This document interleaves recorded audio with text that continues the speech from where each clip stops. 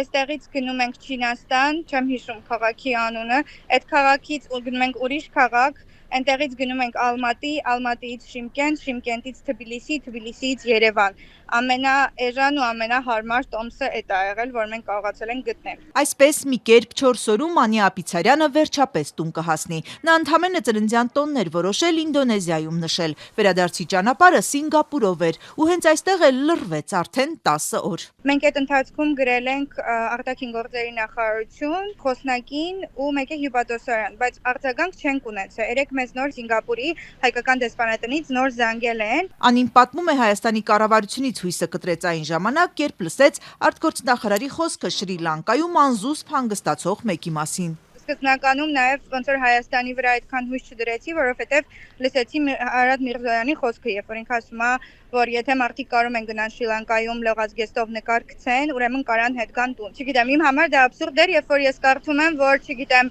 Վրաստանից ջարտեղային թռիչքներ են անում այդ ժամանակ, Նեդերլանդը անում է, Կազախստանը անում է, Բալկանները անում են, ու դու այդ պայն մտածում ես, որ Հայաստանը ինչ-որ ձևով քեզ կօգնի, բայց ոչ մի պատասխան։ Մի մարդ, որը մի ամիսը համարյա Շրի Լանկայում ինչքան հնարավոր է լողազգեստով նկար է գցել, նշանակում է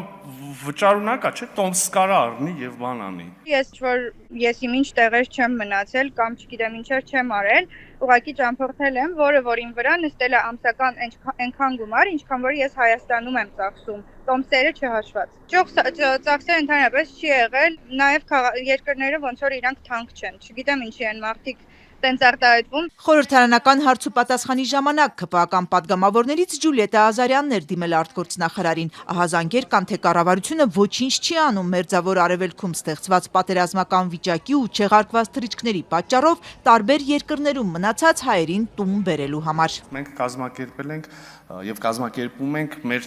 քաղաքացիների տեղափոխումը Միացյալ Արաբական Էմիրություններից դեպի Օման, որտեղ նաեւ կազմակերպում ենք, որտեղից արդեն թռիչքները Մասկատից Երևան։ Որ երկրում քանի հոգի է մնացել, ինչպես են Էմիրություններից Օման անվճար ավտոբուսով տեղափոխում հայերին, ինչպես են թռիչքի թույլտվություն տվել։ Արարատ Միրզոյանն այնքան մանրամասն ու հոգատարությամբ ներկայացրեց, որ падգամավորը համոզվեց, կառավարությունը հոգում է չեղարկված թռիչքների պատճառով դրսում մնացած հայաստանցիների բոլոր հոգսերը, ավիատոմս, հյուրանոցն ու սնունդը ներառյալ։ Մի քիչ արդար չի նաև պահանջը կառավարության նկատմամբ նաև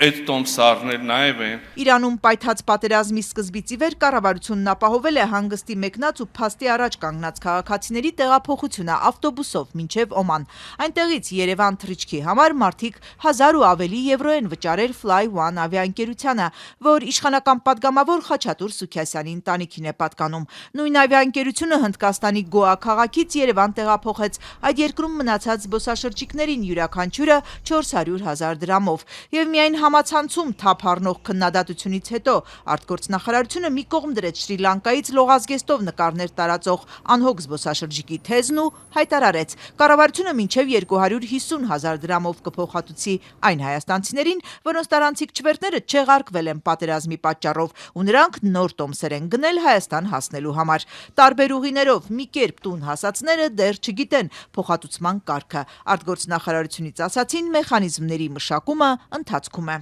Միգուցե այն որ մենք բացատրեցինք, որ իրականում միգուցե մենք աշխարհիցերն ենք հասել, բայց դա արել ենք մի տարի առաջ պլանավորելով եւ մինիմալ բյուջեով, այդ բյուջեն կազմել է շատ մինիմալ գումարներ։ Չեղարկված թռիչքի պատճառով Թայլանդում մնացած Մելինե Մանուկյանը հույս ունի, որ կառավարությունը հասկացավ անսահման ֆինանսական հնարավորություններով մարդիկ չեն մեկնում հանգստի։ Շատերն են երազանքի ուղղությունը գծում 1 տարի առաջ, գումար հավաքում ու նվազագույն ծախսերով շրջագայում։ Մելինեն ամուսնու ու երեխայի հետ անընդհատ երկարացնում էին կեցությունը հյուրանոցում, մինչև տուն հասնելու ճամփա գտան, անվտանգ ու մի քիչ տանելի գնով։ Դեռ հյուրանոցում ենք, մեր նույն հյուրանոցում կարողացանք բանակցել ավելի մատչելի գներ մեզ տրամադրեն, առնվազն նույն գնով կարողացանք շարունակել մնալ այստեղ մինչև ամսի 11-ը։ Լավ կլիներ, որ մեզ հիշեին, քանի դեռ այստեղ ենք, ոչ թե տուն հասնելուց հետո, խոստացված փոխհատուցման մասին է խոսում Մելինեն։ 4 տարբեր թռիչքներով Թբիլիսի հասնելը բնականաբար 250,000 չէ։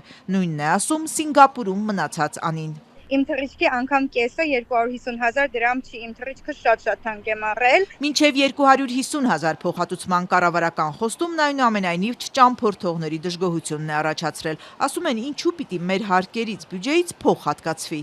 Մենք էլ ենք հարկատու, այնպես չի, որ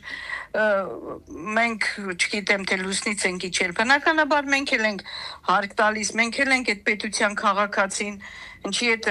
իրենք այդքան ավելի շատ են ցավում Հայաստանի Հանրապետության կամ իրանց ներդրումը շատ անգամ ավելին է, քան մեր։ Անընդունելի է այդ քննադատությունը Խանոմ Ղազարյանի համար։ Մարտունեցի մանկավարժն իր ձևակերպմամբ խիստ պլանավորված ծովային շրջագայության էր մեկնել հենց Թեհրանի երկնքում հրթիռների հայտնվելու առաջին օրը։ Նավը Դուբայի նավահանգստից ոչ մի մետր չշարժվեց։ Տիկին Խանոմը հանգստացողից վերածվեց պատերազմի ականատեսի։ Անձամբ տեսել եմ այդ անօթաչուն, հավանաբար